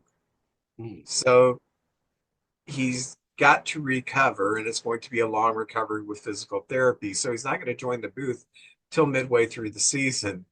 So what the Cubs did was something kind of brilliant. They would bring in guest announcers to pair with Steve Stone Oh. during this time period. And you would never know who was going to be on the mic with Steve Stone. I remember once I turned it on, John Ratzenberger, who was playing Cliff Clavin in Cheers, was doing the game. I'll be The most darned. fun was when Bill Murray did the game, and they were playing the Expos, and they, I don't know, there'd be a player now batting Bob Smith and Bill Murray. Bob Smith, go back to AAA. You're not a major league player. And just really entertaining stuff. Steve Oh, Silver. God, love Bill. So they would have and Jack Buck sat in with the Cubs booth and did a game with Steve Stone. They had all people from Oh, all walks of life doing it. It was really cool. But anyway, Harry eventually rehabbed and got back in the booth. But that's how the season started with this Andre Dawson thing suddenly as your right fielder. And hey, we didn't really have to pay him anything. That's awesome. And Harry Carey having a stroke. Now, we had a really good team. We did not have the pitching. We did have, it was the rookie season for Greg Maddux. Um, and it was also the final full year without lights in Wrigley Field. This is 87. I don't know why I wrote 86 up here. So Maddox is a rookie. Last year, that's going to be all complete day games. Harry's got a stroke. You got Andre in right field. And they started off okay. And then they got hot in May. And they got to the point where they were trading first place with the Cardinals at the beginning of June. Um, then Sandberg and Dunston, our middle infielder, each went down with injuries within days of each other. And that just hamstrung us for the season. We just could not recover because not only did we miss Sandberg's bat, and Dunston also had a pretty good bat at that point, we missed that great defense up the middle.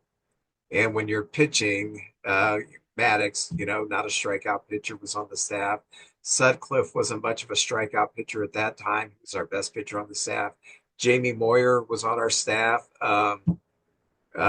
And I think Jamie Moyer is going to be starting for Cleveland this year. Yeah, he still seems to be around baseball. yeah. So Jamie Moyer never had a heater. So, we had a pitch to contact kind of team. And when we lost the middle infield, it really screwed us up. We finished 76 and 85, 18 and a half games behind the Cardinals in last place. But this was still one of my favorite seasons. And I'll tell you why. A couple of my favorite Cubs players from the 84 team had great season. Leon Durham, 27 home runs. Keith Moreland, 27 home runs. Jody Davis from the 84 team hit 19 home runs. We had a rookie named Rafael Palmero who had 14 home runs in part-time duty. Um, he hit 14 home runs, period. So, there was some talent. Sandberg, even with the injuries, he ended up with a 294 average. Dave Martinez, the current manager of the Nationals, he manned center field for us. He hit 292 that year, his best season as a major leaguer. So had Bobby Dernier as a holdover for that 84 team too. He really wasn't the player that he was, but he was doing part-time player. And he still came up with a 317 batting average, hitting part-time. But this is what really killed us was the pitching staff. Sutcliffe was an all-star that year. He was 18 and 10 with a 3.68 ERA. So Sutcliffe had a decent year. Jamie Moyer, 12 and 15, 5.10 ERA. A lot of that's attributed to the weakened defense. Greg Maddux, 6 and 14 as a rookie, 5.61 ERA. But you could see when you watch Maddux pitch, a lot of weak contact, a lot of stuff you're thinking, this guy may be pretty good. So our starting staff just had its issues. We did have Lee Smith, final year with the Cubs, who had 36 saves, had a great season. But this is what I really remember about the season. Andre Dawson won the MVP for a last place team. Um, Came over and basically got a slap in the face contract. He had 287, 47 RBIs to lead the league, 100 or 47 home runs to lead the league, 137 RBIs to lead the league. When the MVP, got a Gold Glove, won the Silver Slugger, and of course, when he went in the next year, they had to extend him to a big contract. So then he became a Cub legend and a Hall of Famer. Speaking of Hall of Famers, on this team that was the last place team, you had four future Hall of Famers. You had Dawson, you had Maddox, you had Sandberg, and gosh, who was the fourth one? Lee Smith. Smith, yeah. Um, but not only that, there were 15 former All Stars on this team. Our backup catcher was three-time All Star Jim Sundberg. We had a talented roster and team. We just didn't have the pitching that was to the point where they would be contributors in a positive way. We had young pitching that, you know, tried their best, but if maybe the pitchers were a few years down the road in their career, like Maddox, you don't get Sandberg and Dunston hurt right in the middle of the season. This was a team that could have easily competed with the Cardinals for those 95 victories in the division title. Um, it was one of my favorite years to be a Cub fan because of the magic of Andre Dawson and all the weird stuff that happened last season without the lights and everything. But when I think of this team, even though intellectually I know this was a last place team, it wasn't a bad team. It was a team that had some misfortunate things happen to make it kind of implode with the record. But I loved watching this team. I look fondly at the '87 Chicago Cubs. I'm gonna cry. No, Vince, I have a couple of recollections about that 87 team. One mainly was I went to the Navy in 87 in April up at Great Lakes, Illinois, which is probably an hour train ride north of Chicago. I'd come to, and I got out of boot camp around July, and I stayed in Chicago to go to school. I was a gunner's mate, so I went to gun school and electronics and hydraulics school, and I was there for about 4 or 5 more months. Well, from July to September, I went to about 5 games at Wrigley that year. Had a like the first game I went to, they made us wear our uniforms, the Cracker Jacks with the white hat, and everybody was like, "Yeah!" They were good, and the Cub fans were so great. But I remember the first game I went to, it was Cubs Dodgers, and Pedro Guerrero was in left field, and those Cub fans were rough on him. They were doing cat calls. Pedro, you want to get this game over so you can get to the buffet, because Pedro was kind of a bigger guy. They were just giving him all kinds of trouble, and it was kind of hilarious. They weren't mean spirited, but they were kind of giving him the business. And I got to see the car. I was up in the upper deck between first and third, and I got to see the Cardinals clinch the division there in Chicago. And I walked back and I seen where their bus was, and I saw Willie McGee getting on the bus and everything. And it was just an honor seeing that. And that's kind of the end of the Cardinals' Whitey great years. That was the last time we went to the World Series with Whitey, and it was a great time in Cardinal baseball. But you could tell the Cubs had some great players on that team. And when the season was over, I went down to Wrigley just to walk around it and kind of feel the energy. And they had the wagon gate open. And my friend, I had the old camera where you had to take a picture and then turn it to the next one, 110 film. I threw it to him, and I stood in the spot that Andre Dawson played in right field because the right field wagon gate was open. He took a picture of me standing in that worn down grass, and all the ivy was gone. It was in October. So anyway, I became a Cub. I appreciated the Cubs and how well they were nice to me and everything. And I don't know. I like Chicago. I like seeing a game there. Wrigley Field's a special place, and that was a special team, and a lot of great Cubs players were on those teams. So that was just fun. If you ever get a chance, people out there, go to Wrigley, because it's that and Fenway. There's nothing else like it. You Well, tell know. me about the '26 Cardinals. All right. The reason I brought up the 26 Cardinals, the Cardinals, we weren't a very good in the 1800s. We were the Browns, and we were not a bad team, but they didn't have the World Series yet. We played for some championships and won one, but the World Series didn't come around until 1903, and the Cardinals weren't very good until the 1920s. And the years leading up to 26, uh, we started having winning records in 21, 87 wins, 22, 85. In 23, we were 79 and 74. And remember back then, they only played 154 games, and sometimes they didn't make up games if you rain out. If they weren't a meaningful game, they just didn't go back and play them. The year 24, we were 65 and 89, not very good. But in 2000, in 1925, the Cardinals were 77 and 76, and the team had a bunch of young players coming up. The reason I mention this is here we are in 26, and that all I'm going to say about that season was it basically once the All-Star game came around, it was the Cardinals and the Reds down the stretch. And in September, in weeks 2 and 3, the second week and the third week of September, every day the Reds would go into first, or they lose and we catch them, and then we go into first, and flip flop off and on. And then finally, in the last week, the Reds went into a losing streak, and the Cardinals pulled away. We finished the season with the Reds, and they did beat us on the last day of the season, but the Cardinals won by 2 games. And before divisional play in the 60s, it was just the American League and National League. You win your league, you go to the World Series. So no playoffs and all that stuff. Reason I mentioned that too was a lot of people, a lot of historians consider the 1927 Yankees the greatest team that ever existed. So this is a year before they get the title of the greatest team that ever existed.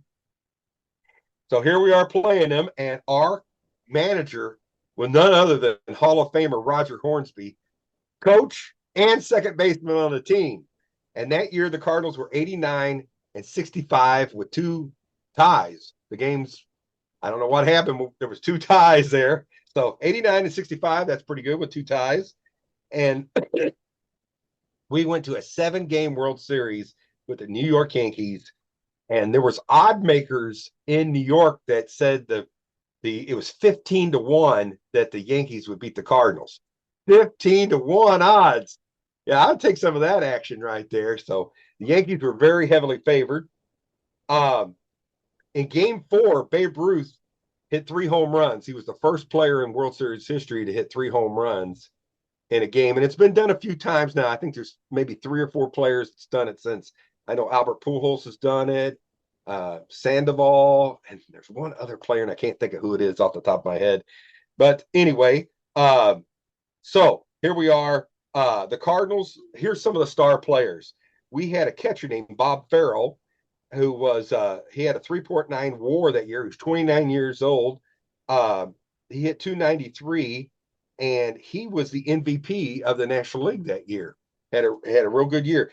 Jim Bottomley, who played 11 years with the Cardinals, he was 26 at the time, and he's 6th all time in Cardinal history in batting average with a 325.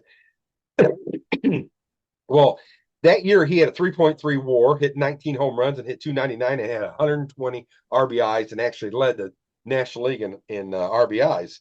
And then our second baseman was Roger Hornsby, who Cobb's the only guy with a better lifetime batting average than Hornsby. And he was 30 at the time and the coach of the team, and he played 13 years with the Cardinals. Later, also played with the Cubs. So that was our big 3 right there: the catcher, the first baseman, second baseman. We had a shortstop who had a 2.9 WAR. Very solid team. He's only 22 years old. Les Bell was our third baseman with a 4.6 WAR that year.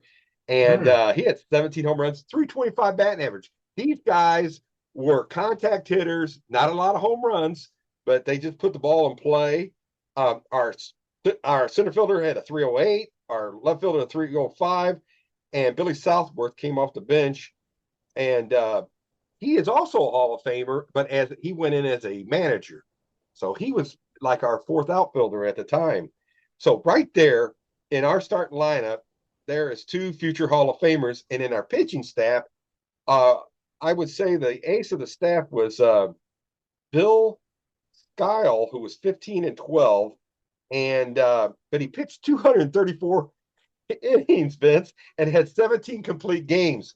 A lot of these guys, the lowest complete games on the team in 1926 was 12.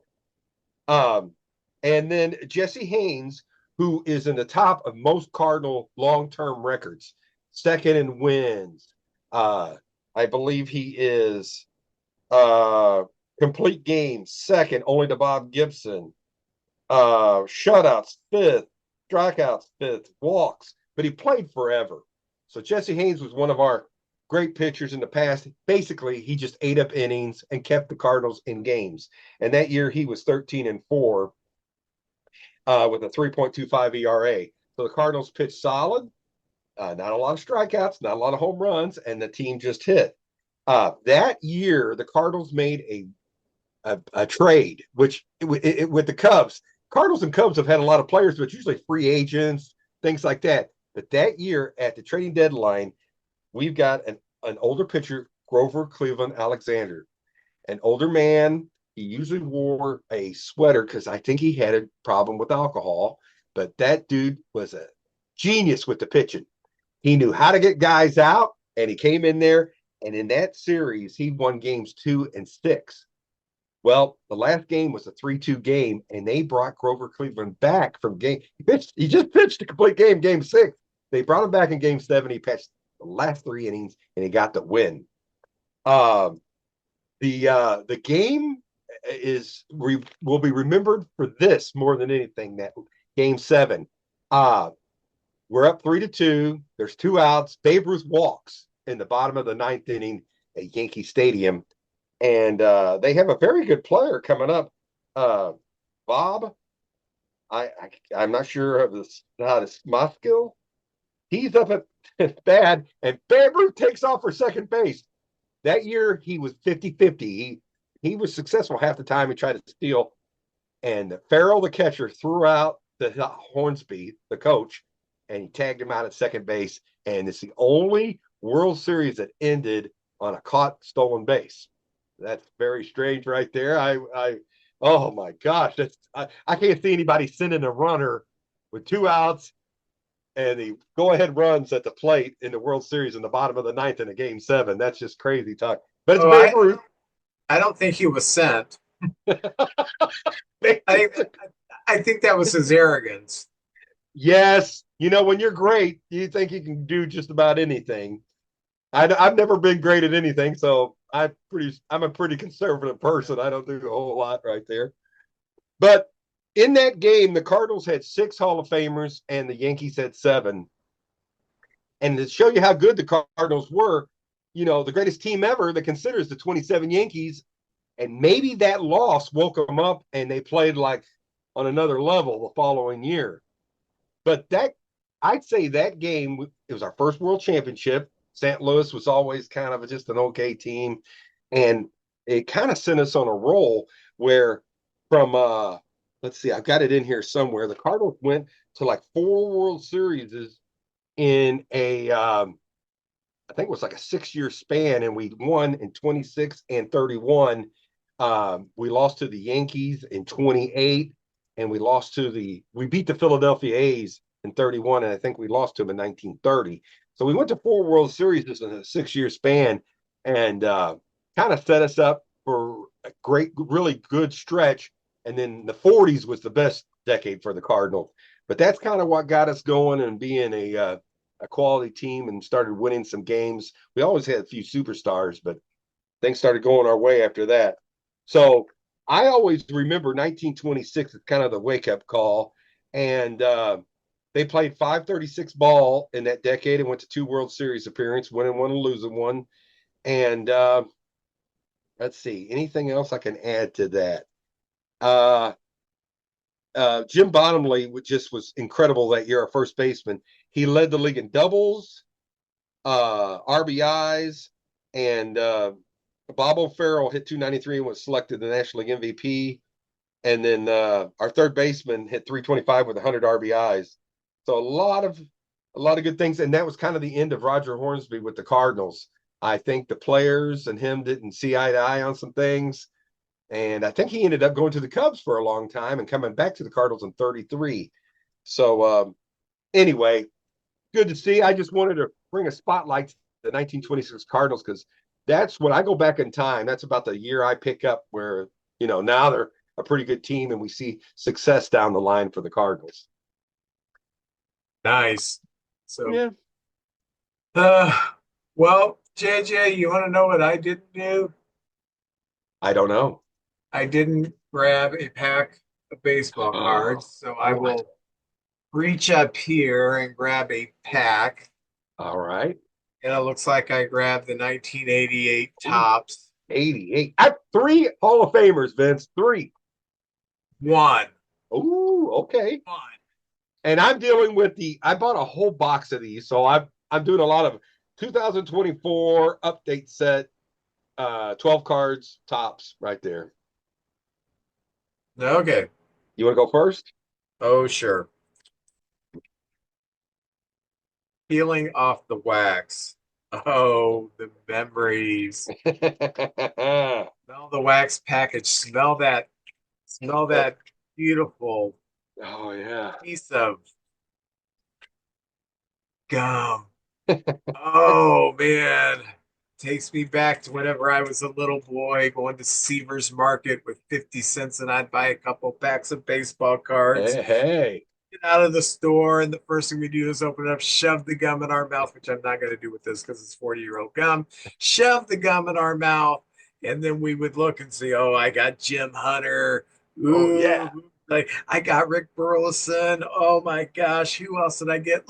Look, I got Rick Manning, the center fielder for the Indians, stuff like that. Oh, Rick Manning, that's a good blast from the past there.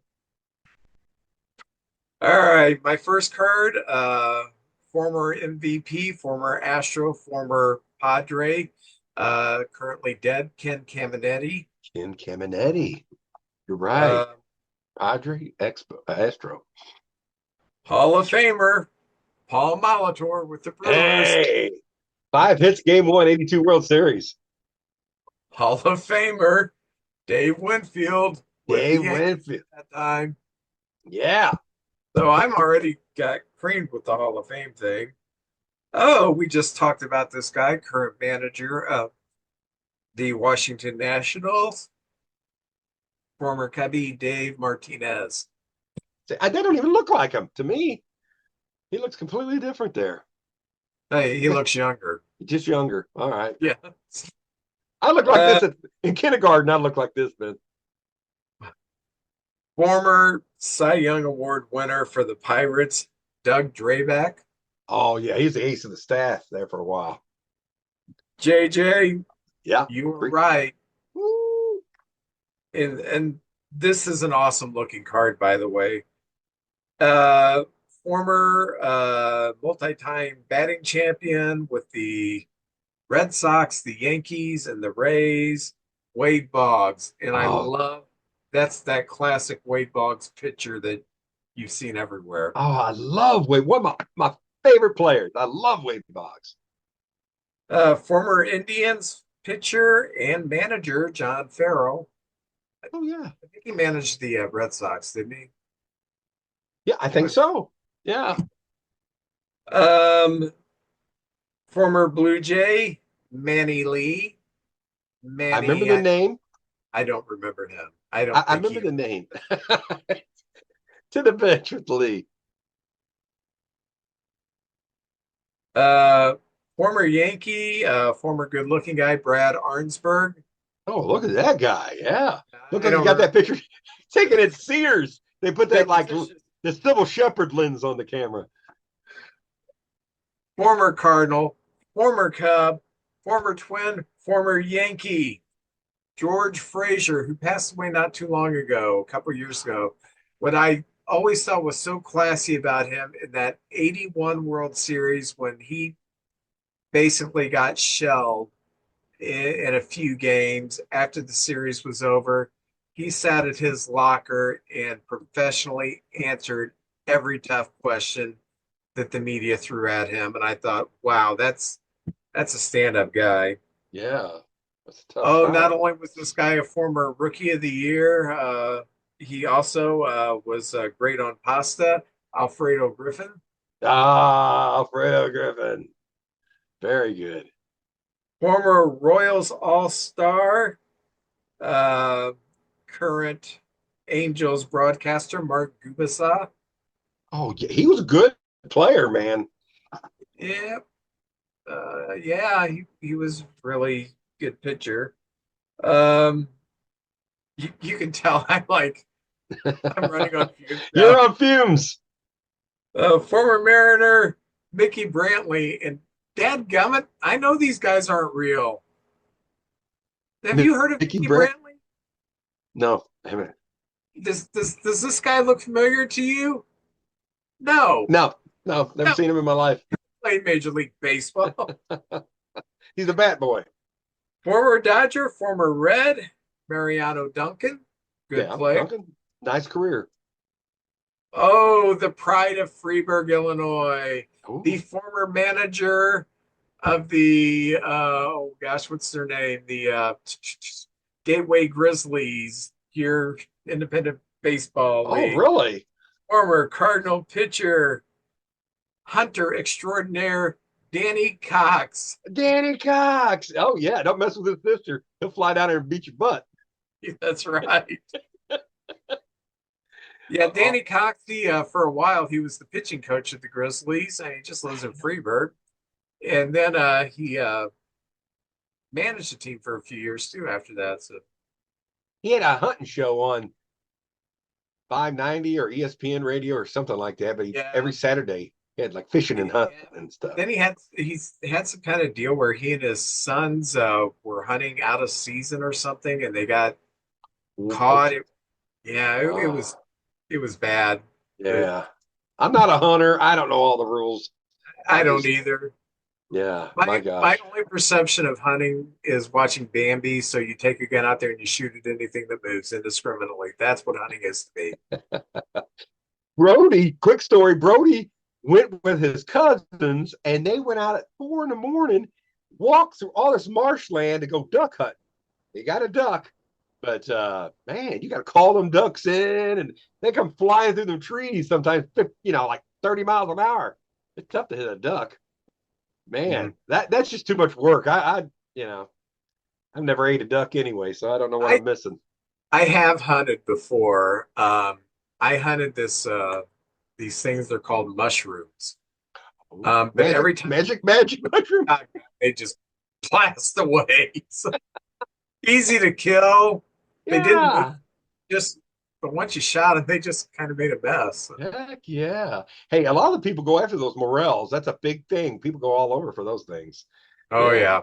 Well, Vince, I'm going to open these up. Now, a lot of these we don't know. These are not updated. A lot of young rookies that made their debuts late in the season. But there is a I star of the MLB, Colton Cowser of the Baltimore Orioles right there. So very that's a good card. that is they really they spotlight a lot of these young players, the star players on these teams. All right, this is a rookie card, a Seattle Mariner, a shortstop Leo Rivera's. I do not know this guy. Don't know him? I don't know him. So who Tank's a good knows? pitcher. Very photogenic guy. Very Very photogenic. Uh, all right, this is his debut card. It's got the date on it, second baseman for the A's. And to be honest, Vince, if you give me 28 of the 30 A's, I probably wouldn't know who they are. But there is Zach Geloff. Yeah, there he is. there he is. Oh, you know this guy. A lot of hype around this young man. Baltimore Oriole. This is his rookie card debut. It's got his date on there. Second baseman, Baltimore Orioles, Jackson Holiday right there. Oh, that may be worth some money someday. Maybe I'm going to set that aside right there and we'll see. Oh, this kid's good. It's his rookie card, debut card. He debuted. It's got the date of his debut, and I like this card. He's coming to the plate. It's Evan Carter of the Texas Rangers. That's a Oh, nice picture. yeah. By the way, they've showed on the internet, if you've got people fans out there who love the baseball cards, they've shown the design of the Topps 2025s. They're not out to buy yet, but I'm kind of excited about that. Outfielder Jonathan Klaas of the Seattle Mariners. I do not know this guy. He is a rookie. It's his rookie card right there. So We'll keep an eye out on him. Oh, yeah, a pitcher for the Blue Jays. I think this guy's got potential here. Nate Person, right there. I remember seeing his name and everything, but I don't know much about him. This guy was with San Diego. He always wore a cowboy hat when he wasn't on the field, and he's with the Twins here. Chris Paddock.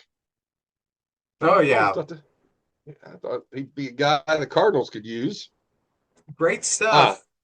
yes, very good pitcher. Just read about him today being on a staff, and it looks like he's on a good team. I think it's with the Twins because opening day I saw he's one of the in the rotation. He's in the depth chart.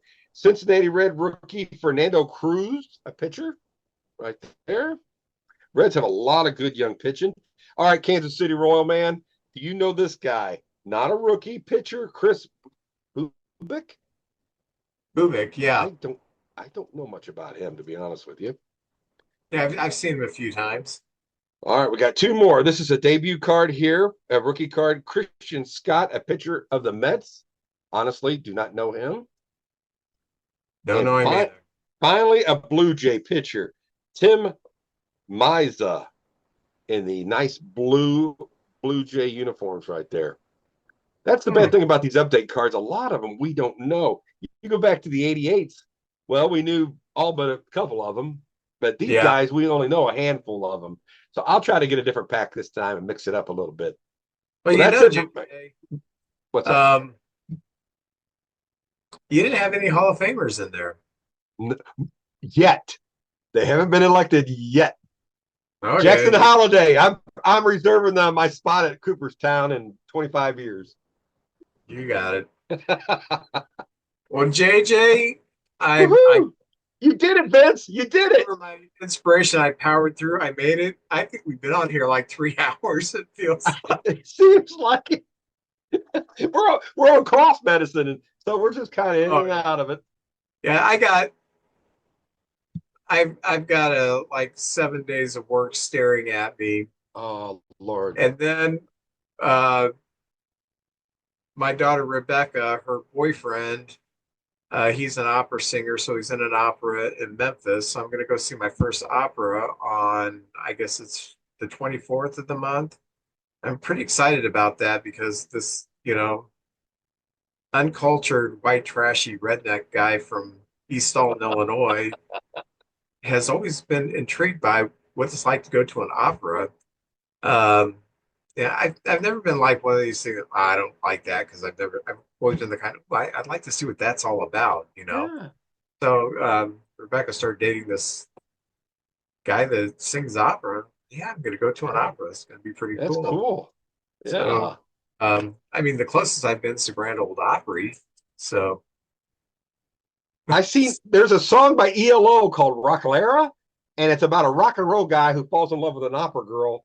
And in it, they sing opera and do rock and roll with it. And it's a great song. If you ever get a chance, check it oh, out. I'll have to check that out. Yes. What I really like, my Rebecca is getting her PhD in classical piano. Her boyfriend's an Outstanding. opera singer, and people think, oh, that's very bougie and everything. Uh, Brendan likes classic country, Johnny Cash, Willie Nelson, stuff like that. Yeah. Becca's into My Chemical Romance and stuff like that. People kind of think, well, yeah, they're kind of in this snobbish highfalutin. No, they're just regular people who happen to be really good at things that are a little bit fringy for Yeah. most people. So, All right. uh, well, JJ, I'm gonna let you go, and I'm gonna let everybody go. I will be recovered by next week, and I will have all that energy I usually, because JJ today has had to use all No. the energy, and usually JJ is such a slug, and I have to coax him for Yeah. words, and we can go back to switching roles where I'm the upbeat one, and you're the one who's just Yeah. kind of I don't know if sitting I there. can pass that off, but I'll try. All right. Well, everybody, you have a good week. Take care.